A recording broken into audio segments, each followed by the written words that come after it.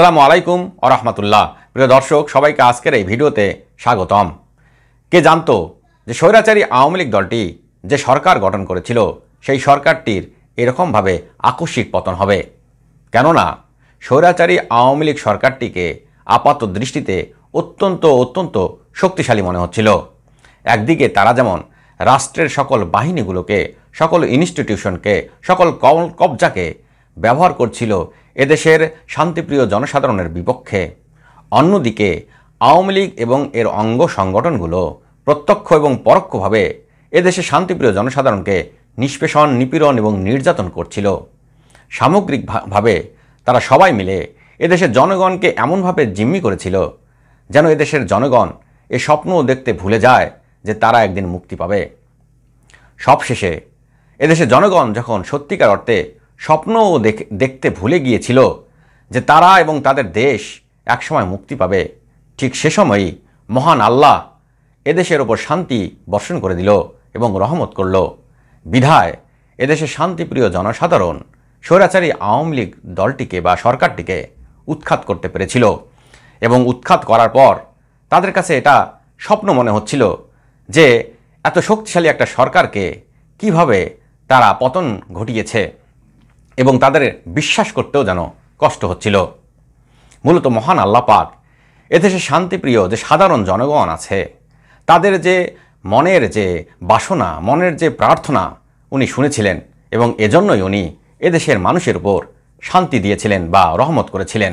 বিধায় গত 5ই আগস্ট 2024 সালে বাংলাদেশ দ্বিতীয় স্বাধীনতা অর্জন করেছিল মূলত স্বৈরাচারী আওয়ামী লীগ দলটির পতনের মাধ্যমে। প্রিয় দর্শক, আজকের এই ভিডিওর মাধ্যমে আমরা দেখব যে গত 5ই আগস্ট 2024 সালে বাংলাদেশের স্বাধীনতা কিভাবে ধাপে ধাপে অর্জিত হয়েছে। জুলাই মাসে যখন ছাত্র এবং জনতা তাদের অধিকার আদায়ের জন্য রাজপথে নেমে আসে, তখন স্বৈরাচারী আওয়ামী লীগ দলটি ফ্যাসিবাদী কায়দায় এদেশে ছাত্র এবং জনতার বুকে গুলি চালিয়ে দেয়। ফলে ছাত্র এবং জনতার তাজা রক্তে রাজপথ প্লাবিত হয়। কিন্তু ছাত্র এবং জনতা দমে যাওয়ার পাত্র নয়। তারা ধীরে ধীরে এই আন্দোলনটিকে গণ আন্দোলন, গণবিক্ষোভ, গণবিস্ফোরণে রূপ দেয় এবং এভাবে ধীরে ধীরে ধাপে ধাপে বাংলাদেশের দ্বিতীয় স্বাধীনতা অর্জিত হয়। প্রিয় দর্শক, আজকে এই ভিডিওর মাধ্যমে আমরা দেখব যে কিভাবে এই পথ পরিক্রমা অতিক্রম করে এদেশের ছাত্র এবং জনতা তাদের বিজয় ছিনিয়ে নিয়ে এসেছে।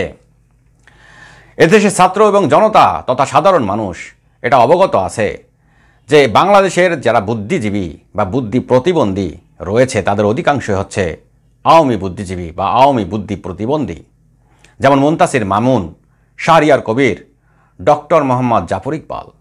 এ সমস্ত বুদ্ধিজীবীকে এদেশের শান্তিপ্রিয় জনসাধারণ অনেক আগেই প্রত্যাখ্যান করেছিল।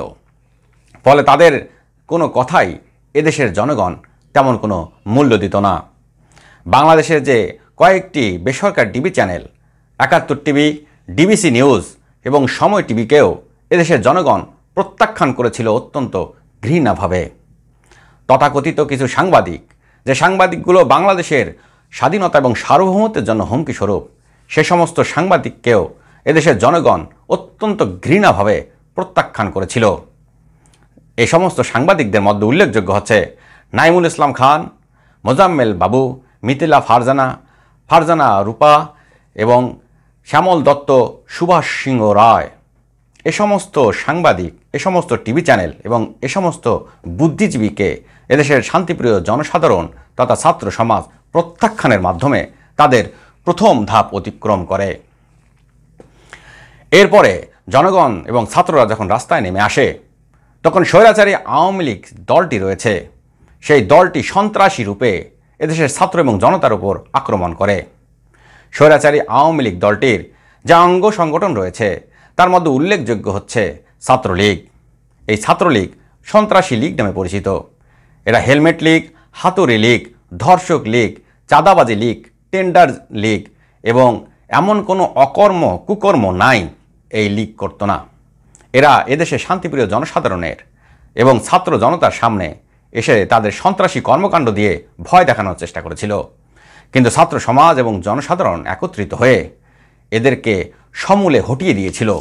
ফলে জনগণের বা ছাত্র সমাজের দ্বিতীয় বিজয় বা দ্বিতীয় ধাপ অতিক্রম হয়েছিল মূলত এই স্বৈরাচারী আওয়ামী লীগ এবং এর অঙ্গ সংগঠনকে পরাজিত করার মাধ্যমে।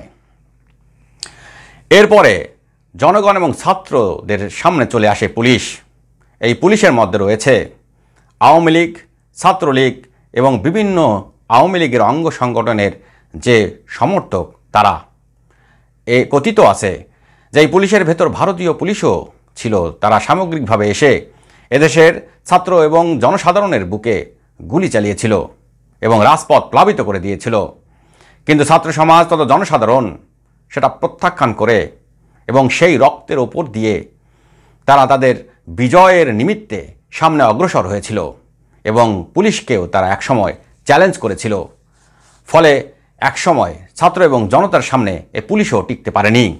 ফলে ছাত্র এবং জনতার একটা বিজয় অর্জন হয়েছিল চূড়ান্ত বিজয়ের লক্ষ্যে। সেটা হচ্ছে তারা পুলিশকেও তারা পরাজিত করেছিল। এরপর ছাত্র এবং জনতার সম্মুখে চলে আসে বিজিবি এবং র্যাব। তারা অত্যন্ত ভয়ঙ্কর রূপে অস্ত্র শস্ত্রে সজ্জিত হয়ে এদেশের শান্তিপ্রিয় ছাত্র এবং জনসাধারণকে গুলি করেছিল, তাদেরকে রক্তাক্ত করেছিল, আহত করেছিল, নিহত করেছিল। কিন্তু এদেশের ছাত্র এবং জনসাধারণ যেহেতু তারা একত্রিত হয়েছিল এবং তাদের যেহেতু আর কোনো পালাবার পথ ছিল না, কিংবা তাদের পিঠ দেয়ালে ঠেকে গিয়েছিল, কিংবা তাদের সহপাঠীদের অনেকেই মৃত্যুবরণ করেছিল, তাই তাদের মৃত্যুর যে শপথ, সেই শপথ নিয়ে তারা এই বিজিবি এবং র্যাবকেও চ্যালেঞ্জ ছুড়ে দিয়েছিল এবং বিজিবি এবং র্যাবকেও তারা পরাজিত করে তার পরের ধাপে উন্নীত হয়েছিল। আমাদের ছাত্র এবং জনসাধারণ যখন তাদের বিজয়ের কাছাকাছি, তখন জুলাই মাসের শেষের দিকে স্বৈরাচারী আওয়ামী লীগ যে সরকারটি ছিল সেই সরকারটি কারফিউ দিয়েছিল। ফলে সেনাবাহিনী এসে পরিস্থিতি নিয়ন্ত্রণ করতে চেয়েছিল। তারা এদেশের জনসাধারণ কিংবা ছাত্রদের পালস না বুঝে অনেক দিন মোটামুটি কারফিউ তারা পরিচালনা করেছিল। কিন্তু শান্তিপ্রিয় জনসাধারণ কিংবা ছাত্র সমাজ তারা তাদের সহপাঠী কিংবা অন্য যারা সাধারণ জনগণ মৃত্যুবরণ করেছিল বা শাহাদাত বরণ করেছিল, তাদের রক্তের সাথে বেইমানি করতে পারেনি। ফলে তারা অপেক্ষা করছিল যে আবারও তারা চলে আসবে রাজপথে এবং তাদের সেই ভাই কিংবা সেই সহপাঠীর যে শাহাদাত, তাদের শাহাদাতের যে বদলা, সেই বদলা নেবে। এবং তারা দিনক্ষণ গুনছিল। এরই মধ্যে কারফিউ দিয়ে বিভিন্ন স্থানে স্থানে পুলিশ এবং ছাত্রলীগ দিয়ে সাধারণ মানুষদের উপর, সাধারণ ছাত্রছাত্রীদের উপর নির্মম অত্যাচার চলছিল। ফলে কারফিউ থাকার সাথে সাথেই বা কারফিউ এদেশের ছাত্র সমাজ এবং জনসাধারণ যখন রাজপথে নেমে এসে জনস্রোতের সৃষ্টি করে ঢাকার উদ্দেশ্যে রওনা করে, তখন এদেশের সেনাবাহিনীও বুঝতে পারে যে এই বৃহৎ জনগোষ্ঠীর ইচ্ছের বিরুদ্ধে কোনো কিছু করা সমীচীন হবে না। তখন সেনাবাহিনী, ছাত্র সমাজ এবং জনসাধারণের যে দীর্ঘদিনের ভ্রাতৃত্ববোধ ছিল, সেই ভ্রাতৃত্ববোধ পুনঃপ্রতিষ্ঠা পায়। এবং যখনই সেটা পুনঃপ্রতিষ্ঠিত হয়, তখনই স্বৈরাচারী আওয়ামী লীগ সরকারটির চূড়ান্ত পতন অনিবার্য হয়ে যায়। বাংলাদেশের আকাশে বাতাসে ঠিক তখন থেকেই স্বাধীনতার যে ঘ্রাণ, সেই ঘ্রাণ ছড়িয়ে পড়ে।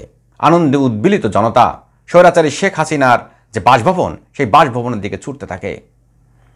স্বৈরাচারী আওয়ামী লীগ দলটি সর্বোচ্চ সভানেত্রী শেখ হাসিনা তার পতন অনিবার্য দেখে সে বাংলাদেশ থেকে পলায়ন করে। ফলে 2024 সালের 5ই আগস্ট বাংলাদেশের দ্বিতীয় স্বাধীনতা অর্জিত হয়। বাংলাদেশের দ্বিতীয় স্বাধীনতা অর্জনের বহুকাল পূর্বে থেকে আমরা এটা দেখে আসছি, জেনে আসছি এবং বুঝে আসছি যে বাংলাদেশের যে প্রতিবেশী রাষ্ট্র ভারত বাংলাদেশকে কখনো বন্ধু রাষ্ট্র মনে করে না এবং বাংলাদেশের অস্তিত্ব যেন না থাকে সেজন্য তারা বাংলাদেশে এমন একটি দল সরকারে ক্ষমতা রাখতে চেয়েছিল যারা তাদের কথা উঠবে বসবে এবং বাংলাদেশে এমন একটি সরকার প্রধান নিযুক্ত করেছিল যে সরকার প্রধানটি ধীরে ধীরে বাংলাদেশকে তাদের কাছে বিক্রি করে দেবে। তাই আমরা বিভিন্ন ধাপে ধাপে আমাদের এই স্বাধীনতা অর্জন করলেও আমাদের যে প্রতিবেশী রাষ্ট্রটি রয়েছে, সেই রাষ্ট্রটি মূলত বাংলাদেশের বিরুদ্ধে সর্বদা কূটচাল এবং বিভিন্ন রকমের ষড়যন্ত্র করে আসতেই থাকবে। তাই বাংলাদেশের মানুষকে সজাগ হতে হবে দেশপ্রেমে উদ্বুদ্ধ হতে হবে। প্রিয় দর্শক, আজকের এই ভিডিওর মাধ্যমে আমরা দেখলাম যে কিভাবে ধাপে ধাপে পর্যায়ক্রমে বাংলাদেশের দ্বিতীয় স্বাধীনতা অর্জিত হয়েছে। এই স্বাধীনতা অর্জনের জন্য প্রায় 1000-এর উপর ছাত্র এবং জনতা বুকে তাজা রক্ত দিয়ে শাহাদাত বরণ করেন। মহান আল্লাহ যেন তাদেরকে জান্নাতবাসী করেন। আর যে সমস্ত ছাত্র এবং জনতা আহত অবস্থায় আছেন, মৃত্যুর সঙ্গে পাঞ্জা লড়ছেন, মহান আল্লাহ যেন তাদেরকে দ্রুত সুস্থতা দান করেন। সর্বোপরি মহান আল্লাহর কাছে শুকরিয়া জ্ঞাপন করছি যে উনি বাংলাদেশকে রক্ষা করেছেন স্বৈরাচারী আওয়ামী লীগ দলটি থেকে, স্বৈরাচারী শেখ হাসিনা থেকে এবং ভারত থেকে রক্ষা করে আমাদের স্বাধীনতা এবং সার্বভৌমত্ব ফিরিয়ে দিয়েছেন। প্রিয় দর্শক, আজকের এই ভিডিও এখানে শেষ করছি। আবারও নতুন কোনো ভিডিও নিয়ে আপনাদের সামনে হাজির হব। আপনারা ভালো থাকবেন, আমার জন্য দোয়া করবেন। আসসালামু আলাইকুম ওয়া রাহমাতুল্লাহি ওয়া বারাকাতুহু।